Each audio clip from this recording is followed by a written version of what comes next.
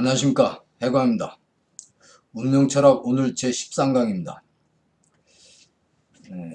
어느덧 인생 강의로 시작해서 운명철학까지 끝을 향해서 달려오고 있습니다.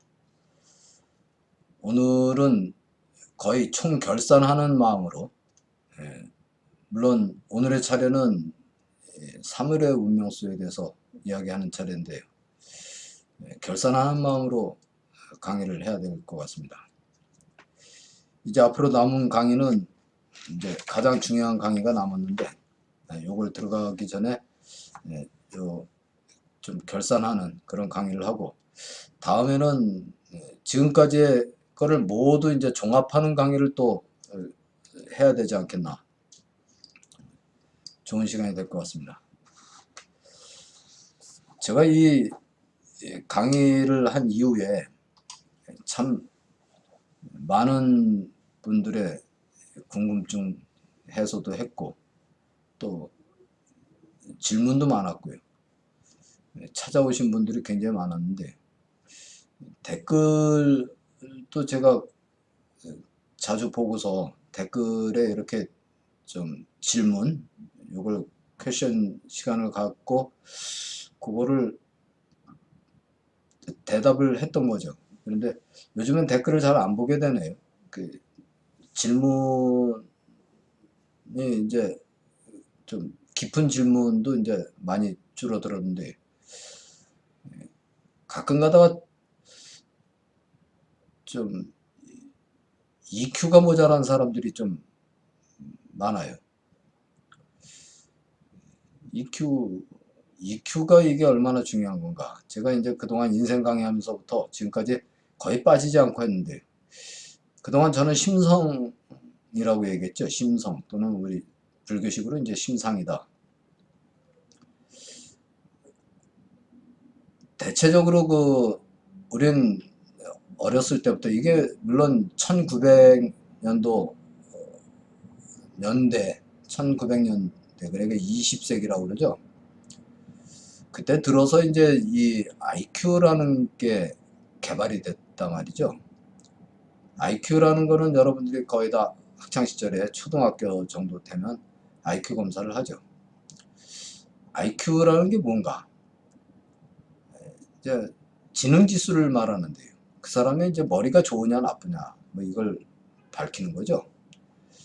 그래서 진로를 선택하고 또 교육 지도를 하는데 교사들이 이제 참고로 해서 많이 도움이 되고, 또 자기 스스로도 그 IQ를 가지고서 이제 뭐 여러 가지 또 진로 결정을 하겠죠. IQ라는 건 그냥 그 인텔리전스 코션트, 그래서 그 뇌 기능에 대한 그 지수를 말하는 거예요. 뇌 기능이라는 게 뭐냐, 어떤 거에 대한 그 좀 분별력이죠.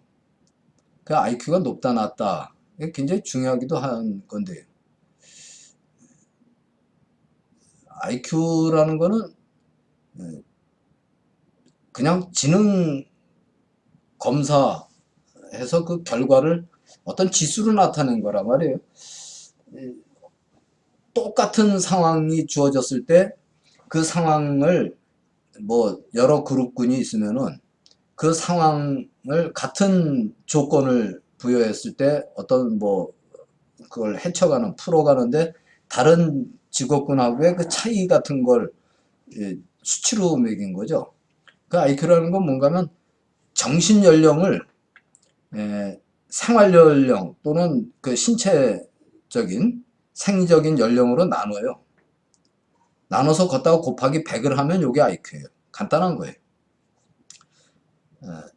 예를 들어 초등학교 한 3학년 때 검사를 한다 그러면 10살이잖아요. 근데 정신 연령이 진짜 10살 배기, 보통 그 어떤 기준치가 있으면 10살 배기만큼 했어요.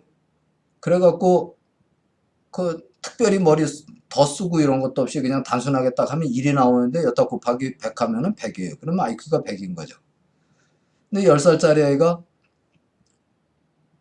16살 정도 몇 학년이 되나요? 한 중3쯤 되는 이 정도의 연령을 갖는 그런 사고방식을 가졌다. 사고 분별력을 가졌다 그러면 1.6이 나오죠. 그럼 곱하기 16 나누기 10살, 10 하면 1.6이 나오니까 곱하기 100 하면 160이에요. 미국의 이제 멘사 클럽에 들어가는 거죠, 그러면. 아메리칸 멘사 클럽이고요. 한국에도 멘사 클럽이 있죠. 그래서 이제 160이면 멘사 클럽에 들어가는 거예요. 미국이 한 3억 명 정도 됐을 때, 지금 3억 한 5천 되지만, 그 당시 뭐 3억도 채 안 됐을 때인데, 미국의 그 멘사 클럽에 가입된 그 160이라는 수치에 도달한 사람들이 약 한, 지금 현재는 한 600만 명 된다고 그래요. 2%죠. 그래서 그 사람들 머리는 대체적으로 그 다른 사람 98%보다 월등한 거죠. 이 지능이 높은 사람은 어떤 같은 조건 하에서 해결하는 능력이라든지 기타 뭐 좀 월등하게 그 대처하는 게 낫다는 거예요. 훨씬 더 높다는 거죠. 그런데 이 지능이라는 거는 거의 그 유전적인 게 한 80%, 생물학적으로 한 80%는 유전적으로 해서 거의 결정이 된다. 그 나머지 한 20%는 20% 정도는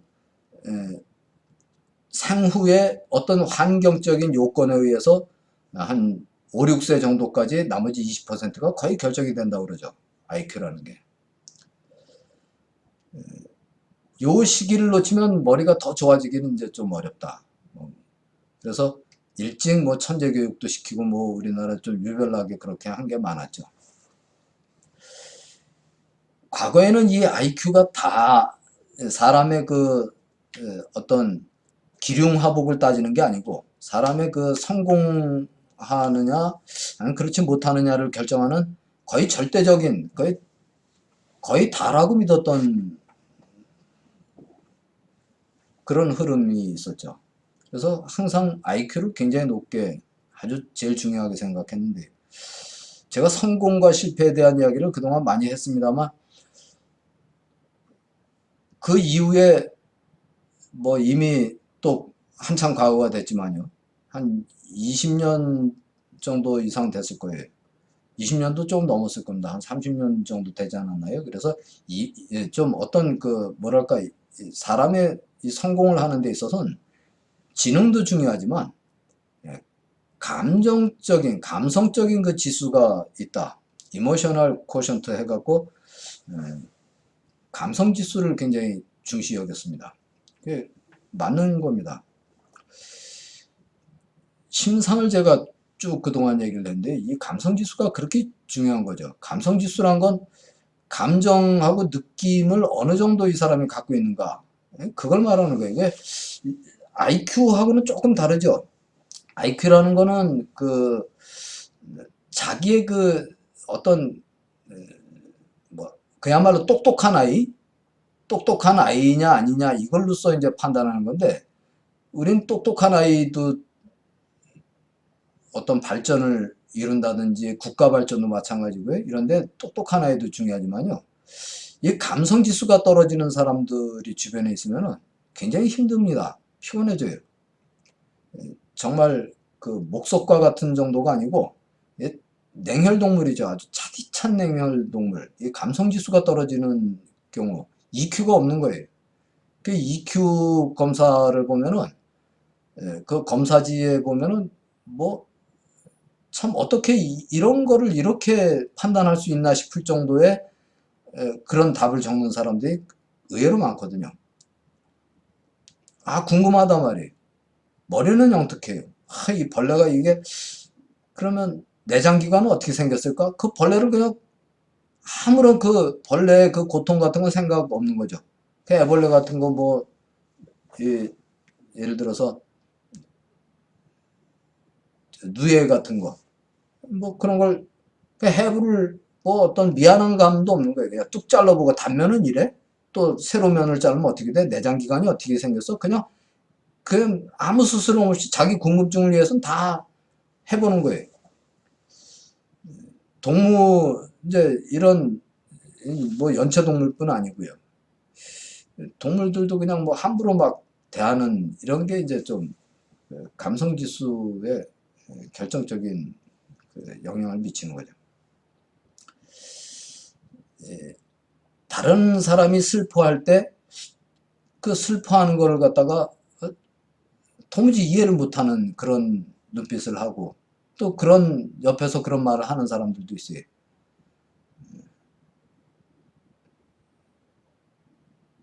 EQ에 상당한 문제가 있는 거죠.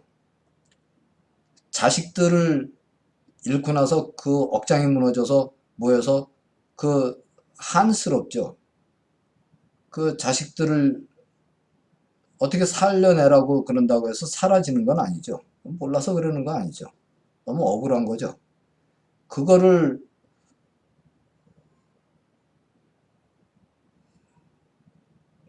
그 집회를 하고 있는데 그 옆에 가서 그것도 그 애간장이 끓는다고 그러잖아요. 그 애간장 끓는 그런 부모들이 모여서 단식을 하고 있는데 그 옆에 피자 통닭을 시켜가지고 치킨을 시켜가지고 거기서 처먹고 있는 인간들. 이런 게 EQ의 빵점인 동물도 안 되죠. 동물들도 EQ가 있거든요. 굉장히 높은 동물들 많습니다. 주인이 떠나보낼 때, 주인을 잃었을 때 그 개나 소나 보면은 그 참 신기한 일들이 많아요. 저는 벌을 좀 키워봤습니다만 저는 경험하지 못했는데 얘기를 많이 들어요. 그 노인이 죽을 때가 딱 됐는데 장사를 지내려고 보니까 그 노인이 기르던 치던 그 벌들이 싹 죽은 거예요. 이건 뭐 감정이 있어서 그렇다 아니다를 떠나서요. 소를 팔러 가는데 소시장에 가는데 그 개는 소가 팔려가는 걸 아는지 모르는지 촐랑거리고 소 팔러 갈 때 개 따라간다고 그러죠. 근데 그 소는 그 떠날 때 벌써 느낌이라는 게 있거든요. 그 왕방울만한 주먹만한 눈에서 눈물을 뚝뚝 흘린단 말이에요. 이게 EQ예요. 그런 걸 보고서 그 느끼는 그 감정이 EQ인 거죠. 이 EQ가 부족한 사람은 정말 문제가 많습니다. 근데 EQ 부족한 사람, 부족한지 어떤지 모르겠는데 엉뚱한 사람들이 많아요. 공감 능력이 없어요. 공감 능력이. 그 아무 때나 시도 때도 없이 뭐 이렇게 어쩌다 걸리면은 그냥 딱 들어와서 온갖 욕설을 막 퍼붓고 가는 거예요. 먼저는 추적을 했습니다. 나이가 70이나 된 어린아이도 아니고 이건 뭐라고 그래야 되나. 사람이라고 표현하기도 싫은데. 정말 꼭 김일성처럼 생겼어요. 진짜. 자기가 김일성처럼 생겨놓고 딱 들어와서 뭘 어느 일정 부분 딱 보더니 대번에 개가 무슨 뭔 죄가 있어서 맨날 개자를 앞에다 붙인단 말이에요. 뭐 개수작도 아니고 뭐 해서 나보고 빨갱이라고 그러고. 그래서 이게 뭐 하는 친구예요, 이거. 그래갖고 추적을 해서 보니까 우리나라 국기는 그런 데 쓰라고 있는 게 아닌데. 미친놈도 아니고 그거 들고서 그 성조기가 거기 왜 들어간지 모르겠는데 이스라엘기까지 왜 들고 설치고 참 YR을 하고 있는지 알 수가 없네. 연병지랄을 한단 말이에요. 아주. 도대체 이스라엘기가 왜 나오는지 알 수가 없고 기독교인들이 여기 왜 들어와가지고 그 허튼 소리를 또 하는지 난 그 이해를 안 돼. 기독교인들도 여기 와서 방송 보고 또 상담도 하고 조언 듣고 참 그 얼마나 열린 자세가 필요할까요? EQ가 없는 사람들이 많단 말이에요. 그 사람들한테 뭐라고 하자고 시작하는 건 아닌데 마침 EQ를 얘기하려니까 이제 하는 건데 공감 능력이 없어요. 전혀. 그리고 이 난독증이 있는 것 같아요. 글을 보면 글을 해석할 능력도 없고 무슨 말을 들어도 자기 말만, 자기 생각만 딱 하니까 아무것도 다른 사람에 대해서 공감을 못하는 거니까. 그리고 이런 사람들은 참 앞이 캄캄하다. 정말 캄캄한 사람들이 많습니다. 근데 요즘에는 이제 이 IQ, EQ에다가 요즘에 새로운 개념이 있어요. 거의 다 너도 나도 할 거 없이 애나 어른이나 전부 다 스마트폰 갖고서 누군가하고 소통을 하겠다고 합니다. 그리고 사회에 대해서도 뭐 뉴스라든지 기타 뭐든지 참 편리한 거예요. 옛날에 우리나라에 인터넷을 갑자기 확 보급시키면서 98년도인가요? 99년도로 제가 알고 있는데 김대중 대통령이었나요? 정보의 바다라는 말을 제가 처음에 들었을 때 그 전에도 인터넷 비슷하게 저는 뭐 이렇게 뭐 신문 만들고 그러면서 했습니다만 그 말이 참 괜찮은 말이다 싶었거든요. 근데 보니까 이 정보의 바다가 이제 보통 바다가 아닌 거예요. 모든 정보는 다 얻을 수 있는데 대신 남들하고 같이 공존해서 살아가는 어떤 그 모양새를 만들 줄 모르는 거예요. 자기 주장과 자기가 좋아하는 것만 보게 되고 자기가 듣고 싶은 소리만 듣게 되는 거죠. 그 소리만 찾아 듣는 거예요. 제가 방송에서 이렇게 하면서 적절할지 모르겠습니다만 저는 네이버라는 걸 아예 안 봅니다. 저한테는 아예 없어요. 어떤 걸 내가 궁금한 게 있는데 네이버라는 좀 들으라고 하는 소리일 수도 있고 네이버라는 데서 이렇게 딱 나오면은 아예 그건 취급을 안 해버립니다. 쓰레기 정보를 마치 정보인 양 하는 거. 지금 뭐 다음도 뭐 만만치 않게 많이 그렇게 하고 있는데 이게 못 쓰는 거예요. 이렇게 하면 안 돼요.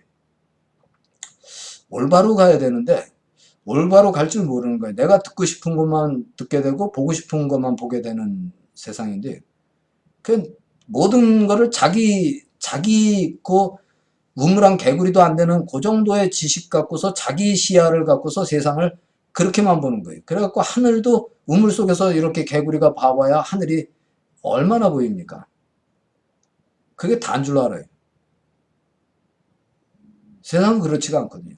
끊임없이 사람들하고 이 네트워크라는 거거든요. 이게 다른 사람들하고 네트워크를 통해서 계속 소통을 해야 돼요. 근데 이 네트워크가 전부 SNS로만 소통하다 보니까 사람들이 급박해지는 거죠. 그게 단편적이게 되는 거예요. 책이라는 이런 좋은 게 있는데 종이책이라는 게 있는데 전자책으로 해결하려고 들고 뭐든지 다 그렇게만 해결하는 거죠. 같은 말인데도요. 똑같은 말인데도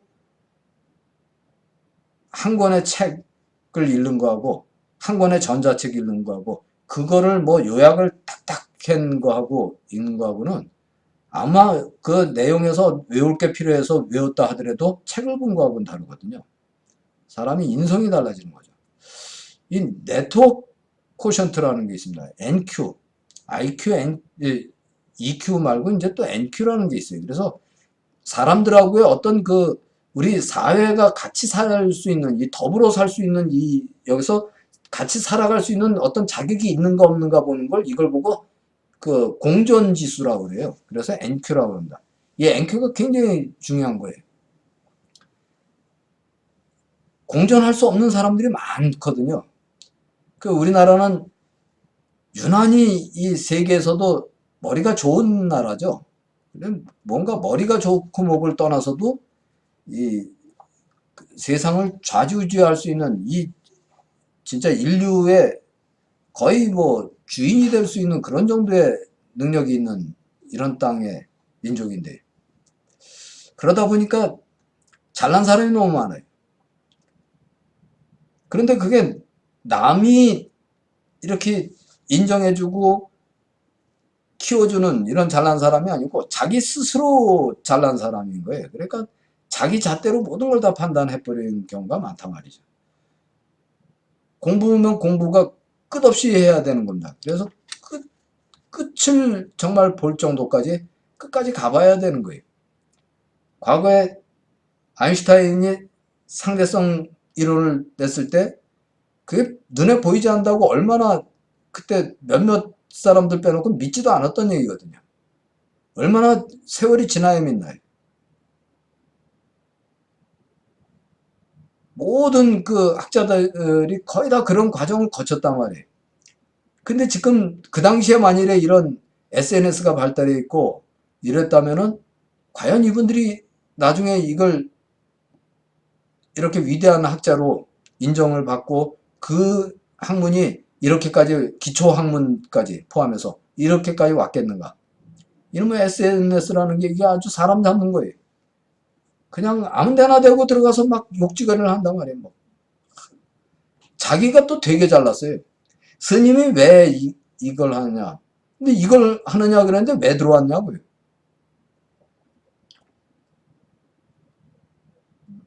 앞뒤 내용 다 거두절미하고요. 그냥.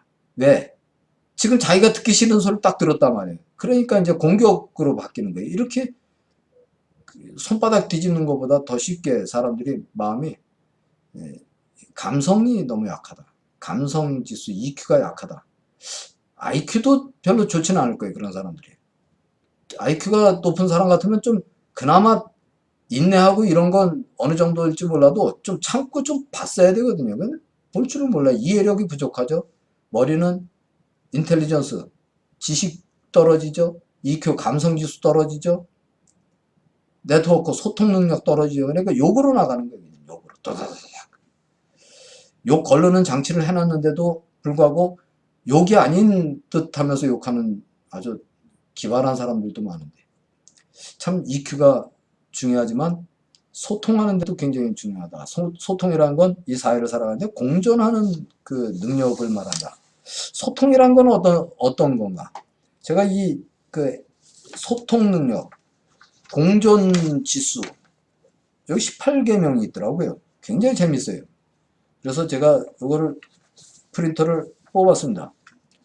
요 프린터 내용을 우리 사이트에 금강선은 해강스님 그 사이트 다음에서 들어오시면 보여요. 들어오시면은 요거를 오늘 바로 방송 끝나고 올려놓겠습니다. 어떻게 하면 공존지수가 높아지는가? 말하면 어떻게 하면 성공하느냐예요. 나 혼자 사는 게 아니잖아요. 나 혼자 살면서 뭐 해서 나 이만큼 이뤘으니까 됐다가 아니라 지금은 비교를 하든 안 하든 내가 어느 정도 성공을 하기 위해선 다른 사람들보다 말하자면 밀리지는 않겠다는 얘기죠. 좀 위에 올라가겠다는 얘기예요. 위에 올라가는 방법을 얘기한 거예요. 굉장히 참 재미나면서도 하나하나 뭐 틀린 말이 없는 것 같아요. 조금 아리송한 게 한 가지, 뭐 잘한 두 가지 정도 있는데 한번 제가 보실까요? 간단하게. 첫 번째로 아주 굉장히 소제목을 재밌게 붙였어요. 꺼진 불도 다시 보자 그랬더라고요. 이게 어느 분이 쓴 책인가 뭐 찾아도 찾을 길이 없었어요. 제가 어느 분의 책이다, 어느 분의 글이다 이렇게 인용을 밝히고 싶어도 밝힐 수가 없는 게 좀 안타까운데. 꺼진 불도 다시 보자. 이게 무슨 말인가 하면 불조심하라는 얘기하고 조금 다른데 지금 힘없다고 사람을 깔보지 말라. 우습게 보지 마라. 나중에 큰 코 다칠 수 있다.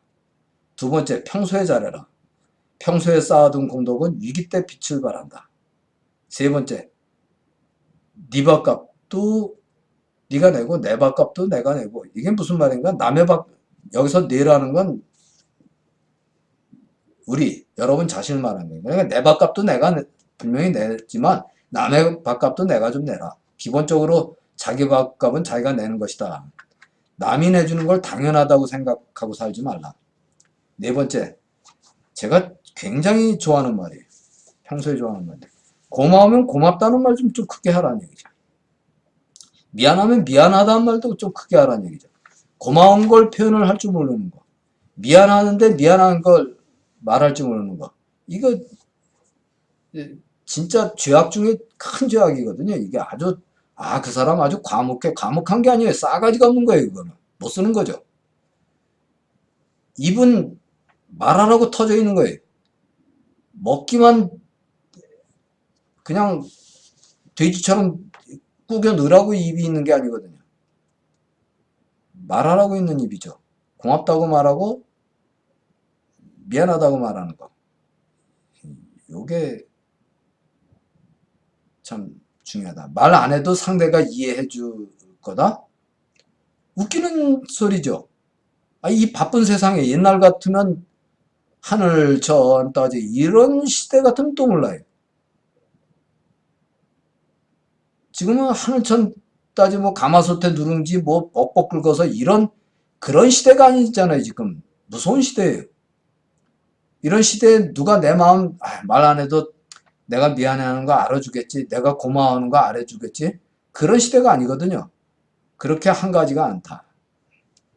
다섯 번째, 남을 도와줄 때 화끈하게 도와줘라. 얼마나 좋은 말이에요. 처음에 조금 도와주는 척하다, 남이 볼 때 좀 하다가 미적미적하다, 또 하다 보니까 본전 생각나니까 조건을 또 달아. 조건을 달아요. 조건이 있는데 이건 못 쓰는 거죠. 여섯 번째, 남의 험담을 하지 마라. 성공하는데 정말 공존하는데 중요한 지수 중에 하나가 남의 험담하지 말라 말이죠. 그럴 시간 있으면은 팔굽혀펴기해라. 네. 좋은 얘기고요. 다음에 어떤 그 소속 단체 이런 데서도 거기 사람들하고만 어울리려고 그런 거 하지 말라. 바깥 사람들도 좀 많이 사귀어라. 회사 사람들하고만 놀다가 우물안 개구리도 되지만 회사가 나를 버리면 나는 고아가 된단 말이죠. 항시 소통을 많이 해라. 다음에 회사 같은데 뭐 어디 가서 그 목적에 맞지 않게 논쟁하려고 드는 사람 있죠. 따지고 드는 사람들 있죠. 그거 못 쓰는 거예요. 거기는 학교가 아니다. 직장 같은 데서 논쟁하지 말아라. 학교가 아니다. 아홉 번째, 회사 돈이라고 함부로 쓰지 마라. 공돈, 이게 뭐 거저 생긴 공돈이 아니고 공적인 돈 이런 거 함부로 쓰지 말라는 얘기죠. 사실은 내가 함부로 써도 모르겠지가 아니라 다 알고 있다는 거예요. 내가 좀 힘 있고 잘 나갈 때는 놔둬요. 그냥 두지만 결정적인 순간엔 그것 때문에 한 방에 간다. 열 번째, 남이 열심히 만들어 놓은 어떤 일, 어떤 기획을 함부로 비판하지 말아라. 너나 잘해라. 그죠? 너나 잘하세요. 내가 쓴 기획서를 한번 떠올려 보세요. 이 얘기네.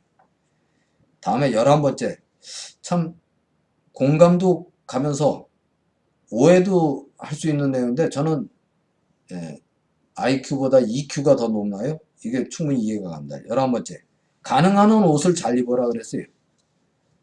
외모는 생각보다 훨씬 중요하다. 뭐 대충 이렇게 해도 남들이 나 어느 쪽으로 생각해 주겠지? 그것도 웃기는 소리예요. 내가 하고 있는 거는 대체적인 그 각자의 기억들이 있거든요. 이 기억에 의해서 그 사람을 판단을 해버려요. 성공하는데 지장이 많아요. 나는 이렇게 털털하게 입고 다녀. 자리도 구분 못하는 거죠. 이게 어느 자리에 가서는 어떤 옷을 입고 뭐 이런 것도 좀 있어야 되고요. 할인점 가서 10벌 살 돈으로 좋은 옷 한 벌 사 입어라. 굉장히 그 중요한 이야기인 것 같습니다. 12번째, 조의금은 많이 내라. 내가 정말로 소중한 사람이 있고 친한 사람이 있으면 그 사람이 또 가장 소중한 사람, 친한 사람이 돌아가셨다, 죽었다 그렇다면 그 조의금 좀 많이 내라는 얘기죠. 자기 마음을 표시하는 건데 그 받는 사람한테 그게 중요하다는 얘기죠. 그 돈 몇만 원 그 좀 아낀다고 이때 아끼면 나중에 그대로 돌아온다 이거죠. 13번째, 수입의 1% 이상은 기부해라. 제가 많이 했던 얘기인데 기부를 하고 나면 마음이 부처님같이 환해져요. 얼굴이 확 핀다. 14번째, 예를 들어서 수위 아저씨 청소부 아줌마에게 잘해라. 파출부 뭐 이런, 내가 그 사람의 노동력, 그 필요한 노동력을 산 거지 그 사람의 인격을 산 게 아니거든요. 경비를 선다 그러면 그 경비원의 그 노동력을 산 거예요. 근데 그 경비원을 갖다가 하대를 하고 경비원을 자기 아랫사람 취급하는 이 속물들이 있어요. 참 못된 거죠. 그 모든 나 여기 하고 내가 주로 노는 내가 주로 활동하는 이쪽하고는 영역이 다르니까 괜찮아. 집에서 경비원한테 함부로 하고 모든 소문은 바른말이 천리간다. 원수는 외나무다리에서 만난다. 모든 정보의 발신지고 소문의 근원일 뿐더러 바로 내 부모의 다른 모습일 수 있다는 생각도 젊었을 때도 해야 돼. 내가 못되게 굴고 나는 이제 늙었으니까 내 부모 다 돌아가셨으니까 괜찮아. 막 하대를 해요. 함부로 해요. 내 자식의 다른 모습이 되는 수가 있어요. 내 자식이라고 이 다음에도 경비원 필요할 테고 파출부 안 필요합니까? 옛날뿐 아니라 미래에도 필요하단 말이에요. 그럼 내 새끼도 나가서 그럴 수 있다는 생각을 해야 된다는 얘기죠. 오래된 사람들을 챙겨라.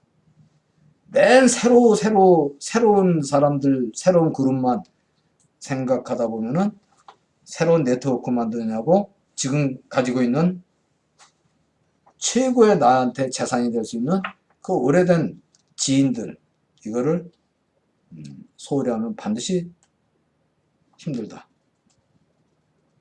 정말 힘들 때 새로운 사람들이 도와주는 것보다 옛날 사람들이 도와주는 경우가 많다. 힘들 때 누구한테 가서 울겠는가. 16번째, 네 자신을 좀 발견해라. 발견하려 했는데 하루 종일 일에 빠지고 노는 데 빠지고만 했다. 적어도 하루 24시간인데 좀 혼자 고민해보는 시간이 좀 있었겠는가. 고민해보는 시간을 좀 가지면 안 되겠는가. 하루에 1시간이 힘들다면 일주일이라도 1시간 정도 한번 조용히 한번 생각해보는 시간 한번 가져봐라. 그 시간도 아껴서 드라마 보고 뭐 스포츠에 빠져가지고 그러는 건 한심한 일이다. 17번째, 지금 이 순간을 즐겨라. 요게 이제 문제가 있는 거죠. 지금 내가 살고 있는 이 순간은 나중에 내 인생의 가장 좋은 추억이다. 나중에 후회하지 않으려면 마음껏 즐겨라. 요거는 제가 좀 이따가 요걸 보고서는 제가 할 얘기가 좀 있는데 이 순간을 즐겨야죠. 맞는 얘기입니다. 그러나 웃기는 얘기일 수도 있는 거예요. 요거는 제가 부연을 또 하겠습니다. 18번째, 아내를 사랑해라. 남편을 사랑해라. 얼마나 좋은 사람인가. 너 같은 인간을 참고 견뎠으니. 부족하죠, 인간들은 다. 근데 나 같은 사람을 참고 견뎠다 그래. 여러분들 지금 남편에 대한 원망만 하고 있나요? 아내에 대한 원망만 하고 있나요? 서로가 내가 부족한 사람이라는 거. 나 같은 인간을 저 사람이 참고 견뎠으니까 얼마나 고마운 건가. 이렇게 생각해 보면 된다는 얘기죠. 이 17번째 이야기가 이게 지금 이 순간을 즐겨라 그랬는데 이 18가지의 공존 지수를 이야기를 했는데 17번째 이게 지금 이 순간을 즐겨라. 나쁜 말인가 좋은 말인가? 답은 여러분들이 판단하십시오. 얼마 전부터인가 우리나라에 YOLO 해서 욜로라는 말이 굉장히 유행을 했더라고요. 욜로족이다. 욜로족이 뭔가 처음엔 그게 뭔 뜻인지 몰랐어요. 그러니까 You only live once 해갖고 네 인생 한 번뿐이야 이런 뜻이죠. 이게 이제 미국의 그 뭐 랩송인가 뭐 흑인들이 마냥 뭐 래퍼들이 했나 뭐 거기에서 나온 말이 그렇게 와닿는가 봐요. 시대적인 어떤 흐름에 의해서. 네 삶은 지금 단 한 번뿐이라 이거죠. 당신 삶이 한 번뿐이야. 뭐 또 오겠어? 지금 한 번뿐이야. 즐겨 그냥. 지금 이 순간을 즐겨. 후회 없이 한번 살다 가는 거야. 결혼해서 애 낳고 뭘 거기에다 네 행복을 바꾸려고 그래. 사고 싶은 거 있으면 사서 쓰고 먹고 입고 해. 집 사느냐고 뭘 고생을 하고 있어. 내 부모들처럼 특히 우리나라는 좀 그랬죠. 가족이라는 게 우리나라는 어떤 건가요? 자식이라면은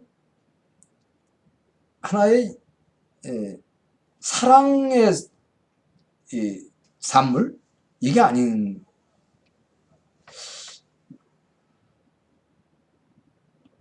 미래 보장 연금 같이 예, 어떤 그 노후 보장의 연장선에서 자식을 생각한 경우가 많았어요. 지금 힘들어도 이 다음에 보험 들듯이 얘네들이 다 크면 우리 걷어주겠지, 우리 봉양해주겠지. 예? 하나의 이걸 보고 그 학자들은 그런 말을 했더라고요. 예, 도구적인 그 가족주의다. 도구적 가족주의다. 인간을 사람을 하나의 도구로 생각한 거 그런 경향이 있다 한 거예요. 그러니까 이 욜로족이라는 건 1인 가구 또는 2인 가구 아이도 안 낳고 뭐 이런 게 많아지고 그야말로 완전 핵가족이죠.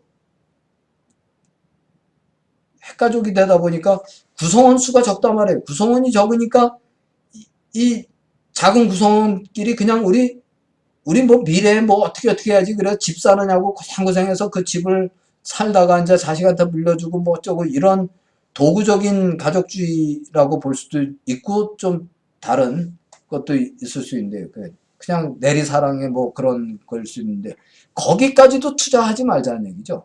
그냥 쓰고 보자. 지금 너하고 나하고의 그 오로지 유엔아이 너와 나 아니면 또 나 혼자 온리 나라는 것밖에 없어요. 오로지 나예요. 그래갖고 you only live once 그러니까 너는 네 인생 단 한 번뿐이잖아 하는 이 얘기에 콱 꽂힌 거예요. 생각이. 그러니까 다 필요 없는 거죠. 쓰고 싶은 거 써. 집 사는데 뭐하러 고생을 해. 그냥 대충. 그 나쁘다 좋다는 여러분들이 판단하시라는 거예요. 저도 당최 모르겠거든요.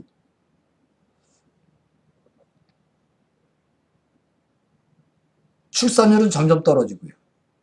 나라가 앞으로 어떻게 될 건가? 이것도 감은 안 잡히죠.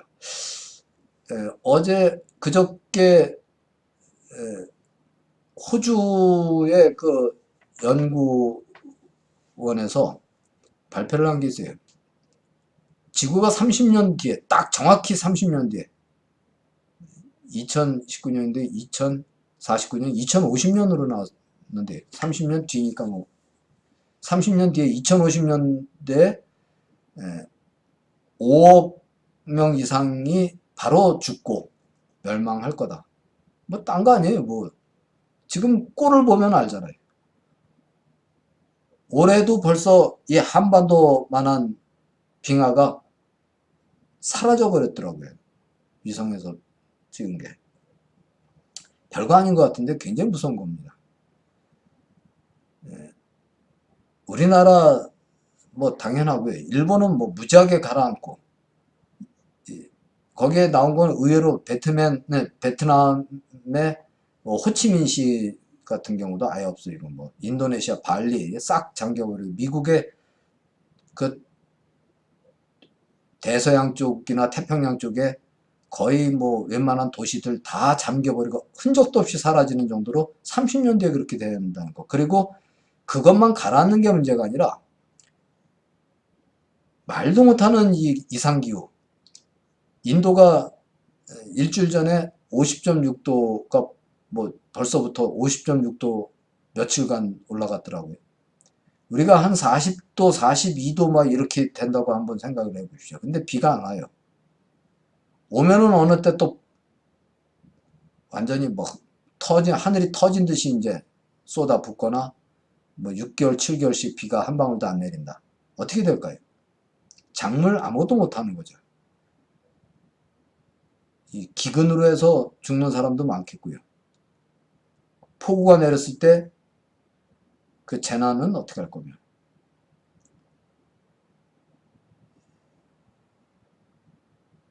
굉장히 무서운 거예요. 그렇게 30년 뒤에 이렇게 이 정도로 오는데 50년 뒤에 100년 뒤에 보험회사들의 장난에 넘어가서 뭐 100세 시대를 연다? 이게 사기치는 거죠. 보험회사들이 전부 사기예요. 지네들이 무슨 그 웃기는 얘기 100세 그렇게 살아서 뭐 할 겁니까? 보험사 당장 돈 벌기 위해서 하는 소리밖에 안 되는 거예요. 지금 현재 충실해야 되거든요.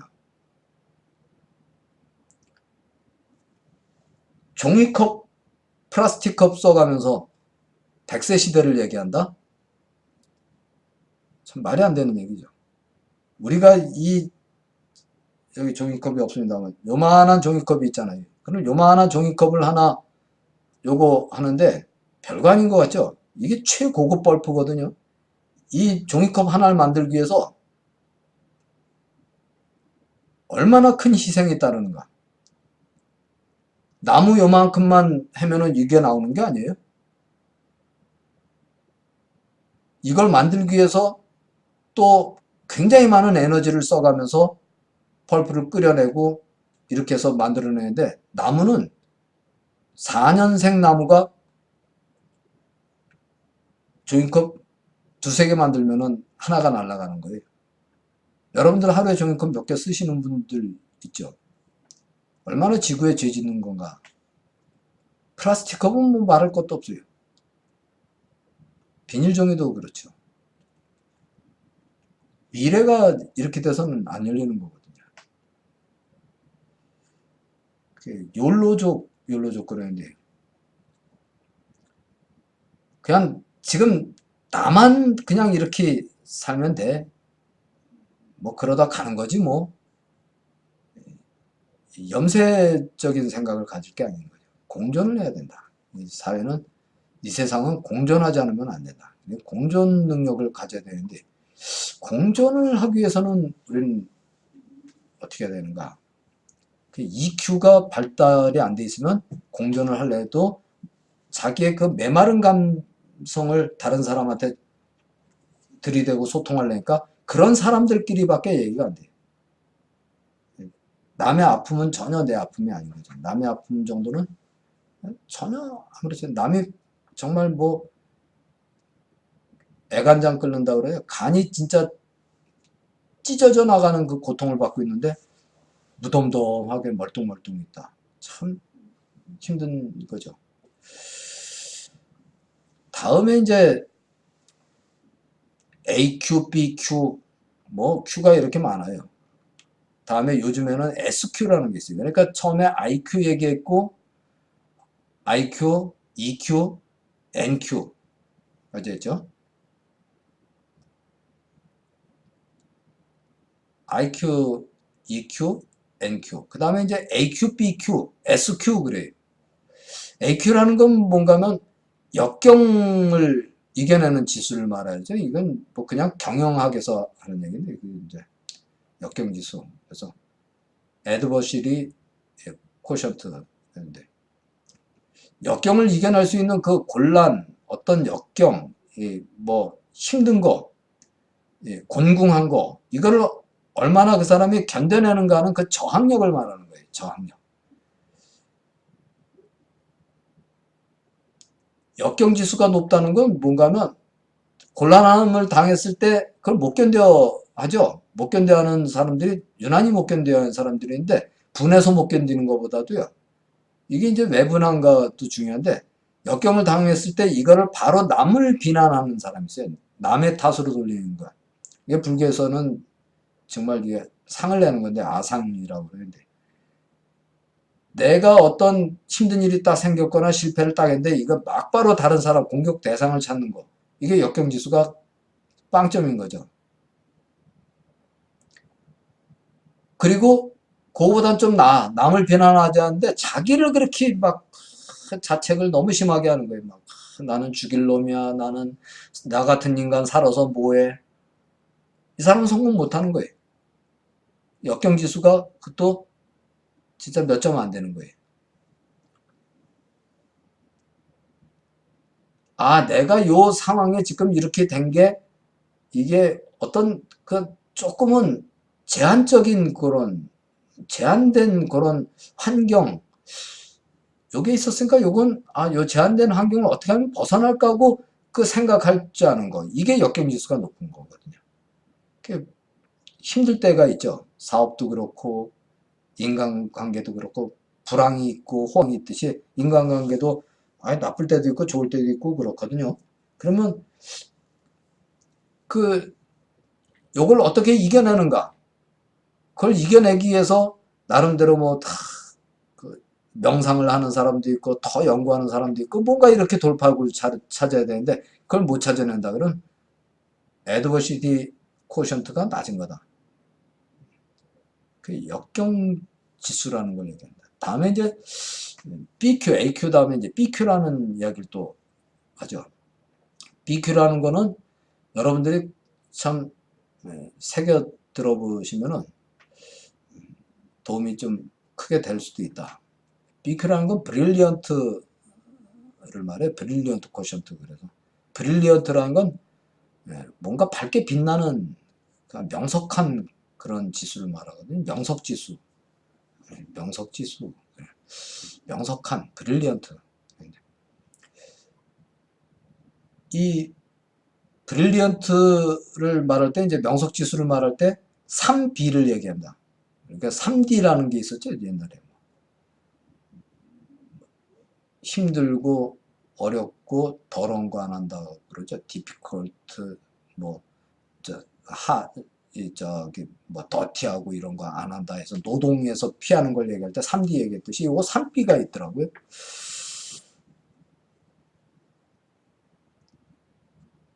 우선 B의 첫 번째는 브레인이에요.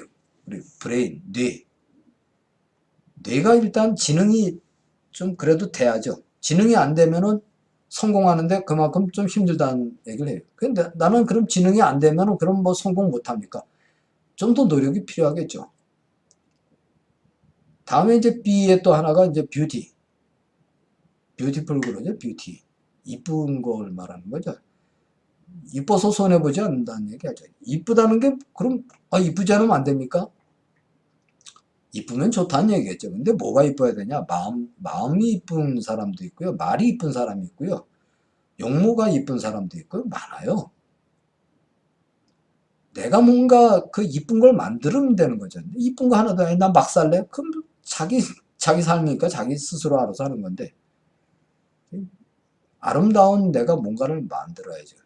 그게 뷰티다. 그 다음에 이제 지난번 요 앞에 강의할 때 제가 얘기를 했었죠.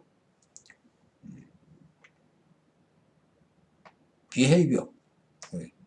행동을, 습관을 말하는 겁니다. 루틴을 얘기하면서 제가 얘기했었잖아요. 12강에서. 징크스. 아주 참.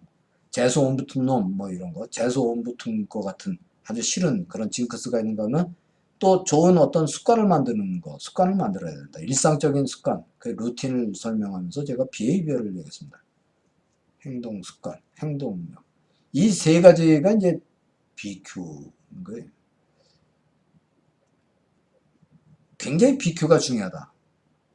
요게 이제 현대의 IQ는 요즘 머리들이 많이 좋아졌으니까 이제 IQ 정도는 좀 가나 봐요. 근데 이제 EQ, 이 감성적인 거는 메말라 있는데 자꾸 성공 지향적으로 눈에 보이는 거 지향적으로 하다 보니까 이제 뭐 많이 세태도 그러다 보니까 NQ가 생기고요. 공존 능력, 소통 능력, 그 다음에 소통 지수, 그 다음에 이제 AQ, 어떤 역경 능력, 이건 뭐 경영학에서 쓰는 용어고, 그 다음에 BQ, 그래서 이제 요거는 뭐 처세술이라고 할까요? 처세술에 있어서 그래도 내가 말로만 처세가 아니라 웃는 얼굴에 침 못 뱉는다, 뭐 이런 그 어떤 처세하는 데 있어서 그 웃음까지도 만들잖아요. 막 만들고 입도 이렇게 해서 만들고 화장 같은 것도 그런 거고요. 그런 것까지도 자기 능력에 들어갑니다. 결국은 그게 모든 게 토탈 어빌리티다 그래갖고 모든 게 다 능력이다 이렇게 표현을 합니다. 근데 여기서 좀 재미난 얘기가 있어요. 또 요즘에 SQ라는 게 굉장히 각광을 받아요. 그리고 실제로 이 SQ는 굉장히 중요한 거다. SQ라는 건 뭔가 우리가 정신을 이야기할 때 스피릿이라고 그러거든요. 스피리추얼 쿼션트. 그래서 정신지수를 말하는 거예요. 정신지수가 낮은 사람들은 감성지수, 지능지수 이거하고 달라요. 정신지수가 떨어진 사람이 있어요. 공부를 잘하든 뭐하든 정신지수, 정신력이 아니에요. 어떤 인내력 이런 거하고 다른 거예요. 정신지수가 아주 천박한 사람들이 있거든요. 어느 종교를 따질 것 없이 그 종교에 훌륭한 사람들 있고 그 종교에 아주 잡놈들도 많아요.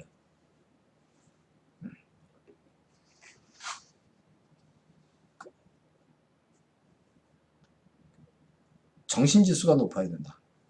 공부를 많이 했고 뭐 교육을 잘 받았고 이거하고 상관없이 정신지수가 높지 않으면 실패한다.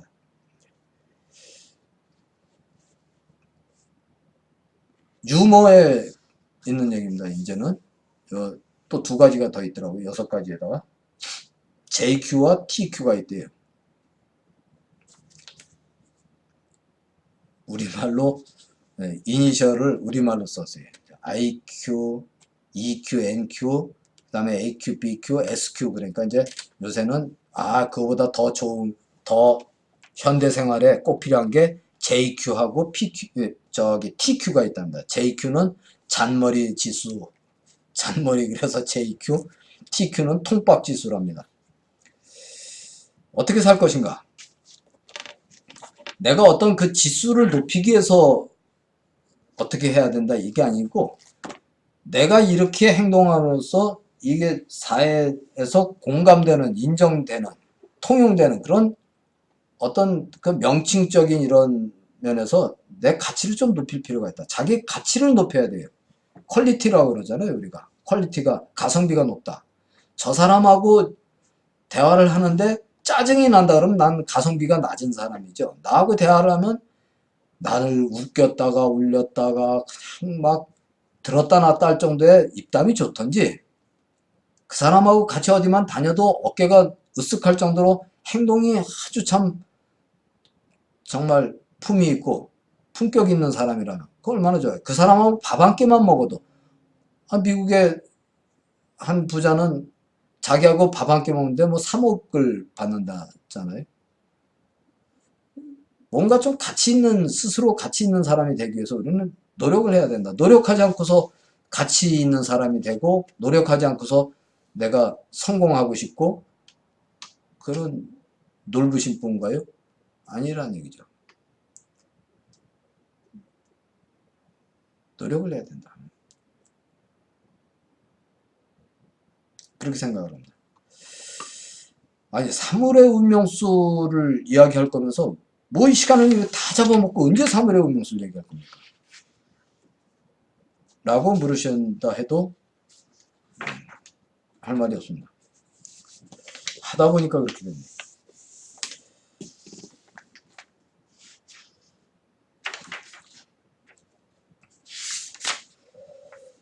사물의 운명수 들어가면서 제가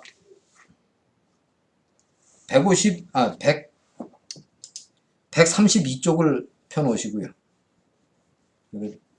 공부하는 척은 좀 하시고 하자고요. 책도 안 펴고 하면은 또 그러니까.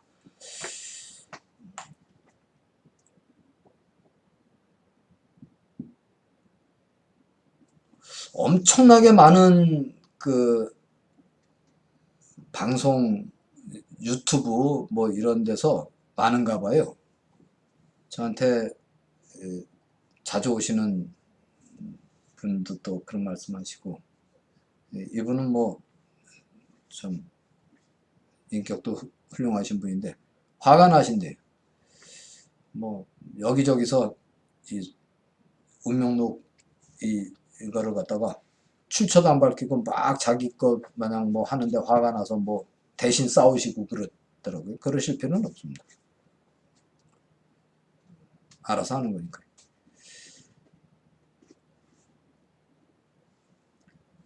제가 이 전화번호에 대해서 처음에 전화번호가 과연 인간한테 얼마나 좋은가 나쁜가 이걸 연구하고 또 이걸 이제 책으로 또 발간하고 기타 전화번호 부동산이라든지 뭐 여러 가지 이걸 이제 하면서 사람과 사람 간의 궁합관계 이것도 설명을 많이 했죠. 이게 나쁜 일인가요? 그럼 그 나쁜 일이라고 생각을 하고 막 그런 분은 한번 조금만 투자를 해 보십시오. 당신의 음료수가 만약 3이라면은 요거 조금만 공부를 해서 그러면 전화번호를 한번 1을 한번 가져보십시오. 당신의 음료수가 3이라면 자동차를 1이 되는 걸 한번 가져보시면 어떨까? 무슨 꼴을 당하는가?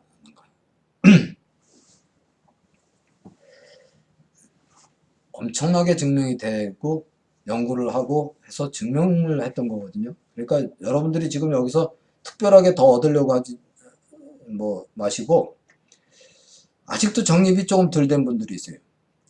전화번호 이 네 자리 끈 네 자리가 3이면 좋다? 그 아니라고 제가 몇 번을 말씀드렸거든요. 그거 아니에요.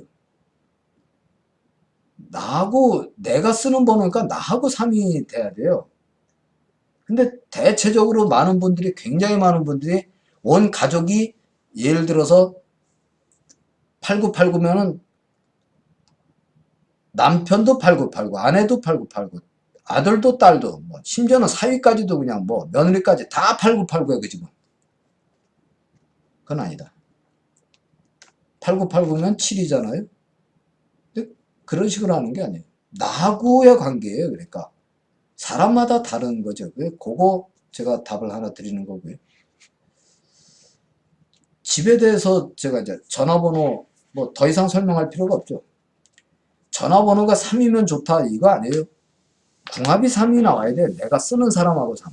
전화번호가 4다. 내가 8이면 4가 좋은 거예요. 그러면 나도 4인데 전화번호도 4네. 그렇게 나쁘지 않아요. 이랬을 때 8이 되잖아요. 그땐 8로 보지 마시고요. 좀 새로운 거 오늘 알려드린다면 나도 4인데 전화번호도 4다. 나하고 같은 그 기운을 가진 거니까 그럭저럭보다는 조금 낫게 그나마 괜찮은 거예요. 4인 사람이 8의 번호를 가져서 합이 3이 되는 게 제일 좋겠죠. 3이 대체적으로 좋다 이거예요. 3이라는 그 수치에 갖는 그게 있는데 대신 3이라는 거는 3의 그 속성을 제가 지난번에 강의하면서 얘기한 게 있죠. 조금은 건방져질 수 있다. 철랑거릴 수가 있다. 그래서 손해볼 수가 있다는 거 참고를 하시면 됩니다. 전화번호뿐 아니죠. 자동차도 마찬가지입니다. 사고가 그렇게 자주 나요. 옛날 사고 나는데 우리 뭐 신도 이야기니까요. 저는 몰랐어요. 자주 나는지. 여기 와서 뭐 한 1년 넘어 2년쯤 됐는데 들은 얘기. 2년 좀 안 됐을 때. 뭐 사흘이 멀다 하고 맨날 그런다고 그래서 새 차를 샀는데도 계속 그런다고 해서 몰랐다가 알고 보니까 차 번호는 차 수치가 좋아요. 3인 거예요. 정확히 생각은 안 나는데 3090이었나 뭐 하여튼 그랬던 것 같아요. 근데 본인은 음료수가 1인 거죠. 즉시 수단과 방법을 가려서 한번 바꿔봐라. 바꿨습니다. 2로. 지금 1년 됐나요? 1년 넘었나요? 아무튼 먼지도 피해간다고 그러니까 그런 게 궁합이에요. 제가 이 자동차 관계 요거 연구할 때는요. 하여튼 굉장히 많은 경찰서 뭐 교통과라든지 또 이 레카차 이런 거 굉장히 한밤에도 많이 뛰어다녀서 일일이 다 비교해보고 연구하면서 그렇게 많이 했던 겁니다. 그래서 136쪽에 보시면 2 이상의 전화는 없잖아요. 이삿짐센터 2424 이거 3이죠. 주유소 5151 고물상 물물교환 4989 우리가 다 알고 있는 최고로 그 유명한 전화번호들은 다 3인 거예요. 열차 이건 대상이 누구 정해져 있는 대상이 아니잖아요. 음료수가 뭐 1인 사람만 쓰고 뭐 요 9인 사람만 써야 요거 하고 3이잖아요. 이게 아닌 거예요. 사업주하고 상관이 없어요. 이건 대상이 그런 거예요. 그러니까 이런 번호들은 다 그래요. 열차 철도공사 칙칙폭폭 7788이죠. 뭐 뭐 이런 번호들이 다 그렇게 나온다는 얘기죠. 그래 이게 왜 그럴까서부터 연구를 시작했던 게 예, 예, 이 전화번호도 제가 찾아낸 거다 이렇게 되고요. 저 말고 또 찾은 분이 있으면 뭐 그분이 사부 되시니까 뭐 그렇게 생각하면 됩니다. 다음 자동차 번호. 그런데 자동차 번호 이거 제가 금방 말씀드렸다시피 그렇습니다. 정말 중요해요. 예를 들어서 뭐 자동차 번호가 497이다. 사고 처리예요. 사고 처리. 이거는 번호 자체가 갖는 의미도 4죠. 그 143쪽에 이제 그런 내용. 사고. 이건 늘 사고 나니까 그냥 정말 얼마나 힘들고 답답해요. 그런 뜻으로 보시면 됩니다. 왜 불교에서도 사고는 이게 참 생로병사에서 네 가지 고통, 죽음의 고통만큼 힘든 거죠. 그래서 8이라는 수치를 또 그런 쪽으로 했는데 저 8인데 어떡합니까? 제가 어떻게 일일이 다 어떻게 하시라고 못하고요. 이렇게 이제 그 수치가 갖는 그 궁합이 중요하다. 그러니까 내가 집이라든지 자동차나 전화번호가 나하고의 궁합이 중요한 거예요. 그래서 반드시 그걸 보셔야 되는데 의외로 이걸 묻는 분들이 또 많아요. 제가 설명을 굉장히 자세히 했었는데 집 관계에 있어서도 마찬가지다. 절대 몇 단지 10단지 해놓고 뭐 몇 번지 해놓고 10단지 그래놓고 다시 천 몇 동 이렇게 했다면 천 몇 동이 이미 10단지가 돼 있는 거예요. 그러니까 10단지는 그 따지는 거 아닌데 근데 10단지 해놓고 다시 뭐 200 몇 동 뭐 이렇게 나갔다면 그거는 10단지가 필요한 수치가 되는 겁니다. 그건 몇 번을 설명드렸고요. 모든 거는 이게 등재되어 있는 저 법원에 등재되어 있을 때 그 기호를 칩니다. 그래서 여러분들이 요즘에 이제는 우리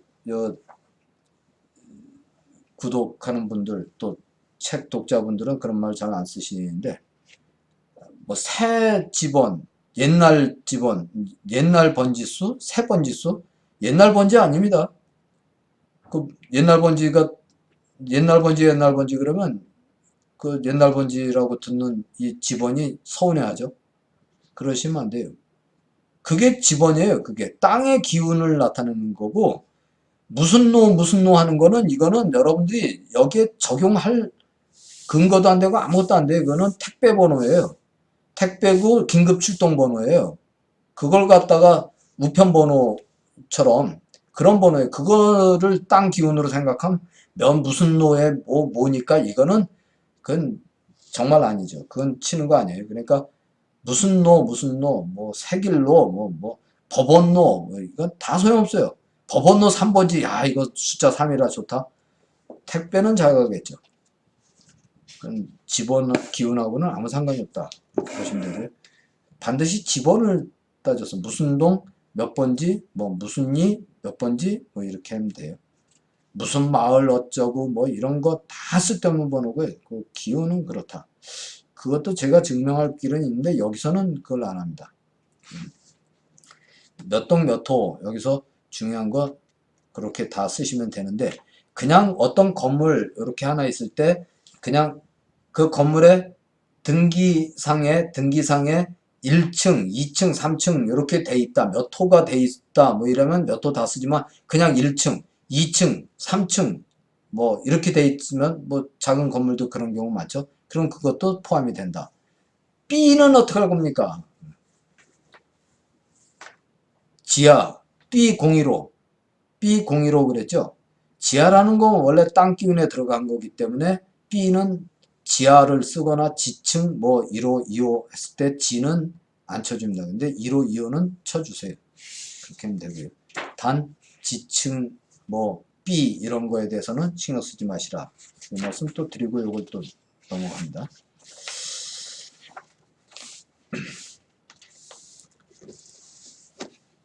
사업을 하는데 사업장이 7이에요. 좋죠? 사업장이 7인데 당신은 뭡니까? 저는 6이거든요. 그럼 죽을 맛인 거예요. 궁합을 보는 거예요. 내가 할 거잖아요. 그 궁합을 보는 거예요. 6인 사람이 사업하는 데는 이상스럽게 7을 맞추려면 2를 맞춰야 되고, 6인 사람이 하려면 아주 획기적인 자리, 6이라는 자리가 맞는 거예요. 3이 된다든지. 그렇게 해야지 7이니까 좋다, 뭐 8이니까 답답하다, 이런 식으로만 표현하면 안 된다. 그건 절대 아니다. 그렇게 보시면 되고. 이렇게 하면 그 설명 다 끝난 겁니다. 자, 날짜로 보는 운명이 있는데, 이 날짜로 보는 운명에 대해서는 제가 더 설명할 필요가 없을 정도로 여러분들이 관심을 많이 가져서 이걸로 해서 이 방송을 보시는 분들이 많았고요. 이걸 다 들어왔을 겁니다. 그래서 날짜로 보는 운명, 이 인간의 궁합, 요거는 더 이상 뭐 앞에 충분히 설명을 했기 때문에 여기서는 하지 않겠습니다. 더 이제 할 필요가 없어요. 할 필요가 없고, 제가 굉장히 망설였거든요. 이걸 어떻게 할 것인가.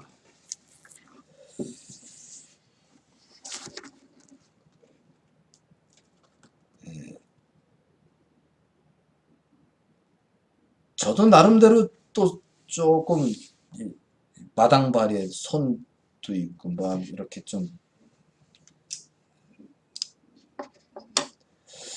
찾아봤습니다. 웃기는 사실을 발견했어요. 우리 방송을 다 봐요. 처음부터. 항상 보면서 항상 그 비추천 이거 꼭 누르는 사람 6사람을 발견했거든요. 근데 다 아는 사람들이에요. 그 6사람은 아주 단골 6명이 있어요. 그 단골 6명은 다 아는 사람이에요. 모르고 그냥 쑥 들어왔다가 뭐 종교적으로 뭐 이래서 막 콱 찍고, 또는 정치 얘기 어느 부분 딱 듣고, 심지어는 양쪽에서 공격을 받아요. 박사모 이 아까 그 김일성처럼, 김일성보다 더 김일성처럼 뒤룩뒤룩 돼지도 그런 돼지가 없어요.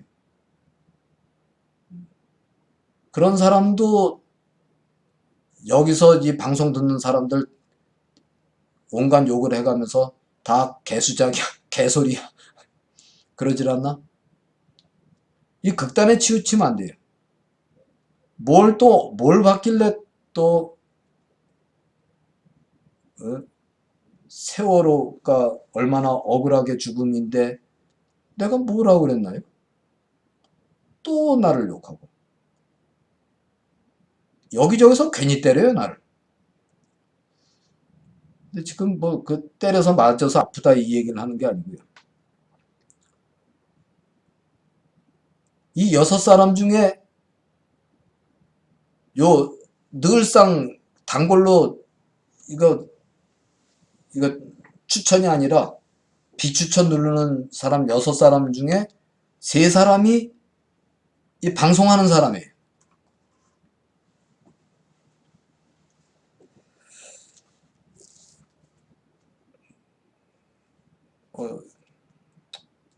그럴 수도 있겠죠.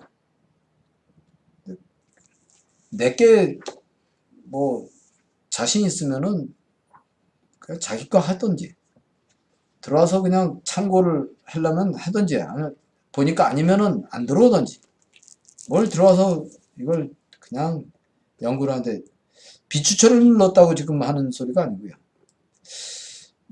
이제 진짜 다음 14강을 이걸 해야 되는데, 이거를 얼마나 이제 이걸 써먹을까. 써먹으십시오.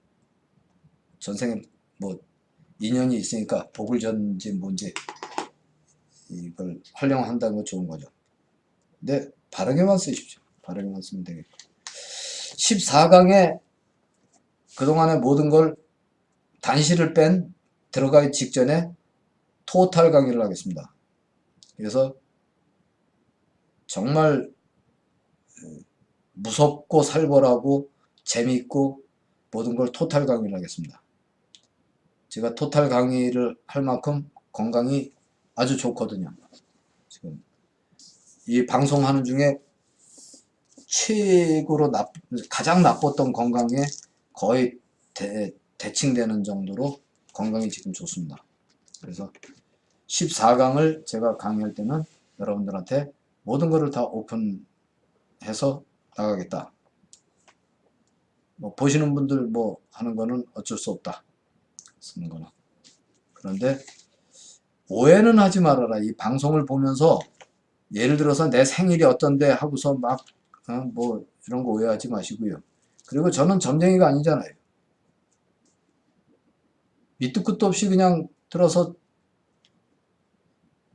제 운명 좀 봐주십시오. 되게 서글퍼지거든요. 그러지 마시고. 다음에 부탁을 드립니다만 전화번호 여기 아시는 분들은 어떻게 해서 알았나요? 무조건 사이트 들어가서 알은 거거든요. 사이트 들어갔으면 딴 것도 봐야 되잖아요. 사이트 들어가서 거기 전화번호 설명도 돼 있는데 그걸 또 제껴놓고 카톡으로 쓰시면 전 카톡 이거 그렇게 쓰는 게 아니거든요. 카톡으로 밑도 끝도 없이 그냥 가진 거 막 써놓고 또 뭐 물론 좋은 뜻에 좋은 글 이렇게 막 보내주시는 분도 감사한데 제가 그런 걸 못 봐요. 아예. 그러니까 카톡은 자제해 달라는 말씀 드리고요.